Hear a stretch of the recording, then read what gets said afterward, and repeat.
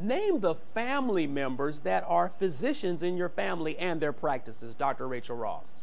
Okay, well, of course, I got to start with my dad, Dr. David E. Ross. He's a family medicine physician. Then there's Dr. Nathaniel Turner Ross. He's a family medicine physician. Then there's Dr. Ruth Elaine Ross. She's an orthodontist. And then there's me, Dr. Rachael Ross. I'm family medicine. And then there's Dr. Rebecca Ross, who is family medicine as well. You know, that's a lot of R's. You know, Dr. Rachael Ross, this is interesting because I've been asking this question for the longest. I have to share this with my viewers tonight. How do you get that many doctors in one family? Well, everybody seems to ask us that. And it seems to me that my parents spent a lot of time and energy on education.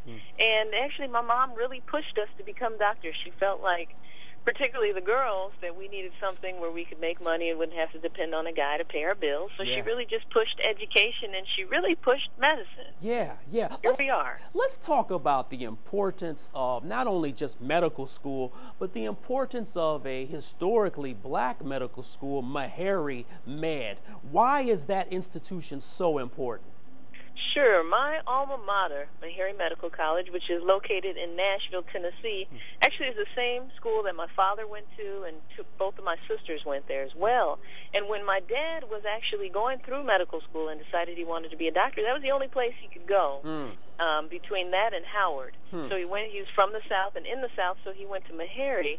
And Meharry educates more, and between Meharry and Howard and Morehouse, they educate more African-American doctors than any other institutions in America. Wow. And it's important because as being an African-American person, you know, unfortunately, and this, you know, you can take this for what this is, unfortunately, when I walk into an office and see someone who looks like me and relates to me for some reason, and people can call it what they will, for some reason there's a deeper connection there because I actually feel like I'm treating my aunts, my cousins, my brothers, and my sisters. And so I think it's very important for you to not only recognize that there are African-American physicians, but even for some African-Americans to go to them. Yeah, absolutely. You know, speaking of Meharry and Morehouse and the other institutions that you just mentioned, how does a doctor or scientist come up with cures? I mean, it's one thing to treat patients. It's another thing to come up with remedy. I mean, how do you come up with discoveries, cures for ailments, Dr. Ross?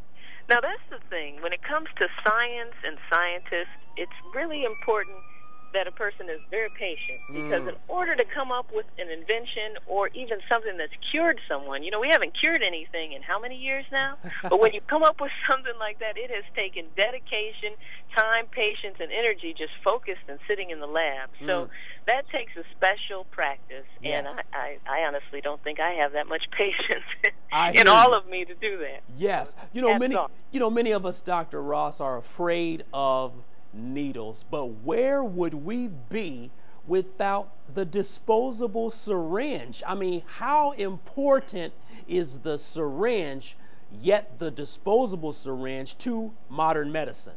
Oh my goodness, where would we be? First of all, we would be passing infection from person to person, because it's virtually situation medically if we couldn't do those things. Dr. Ross, hold on tight. We're going to stay with you, and after break, I want to talk with you about Haiti on the show and your experiences there, and we're going to talk about some more medical inventions that originated from the African American community.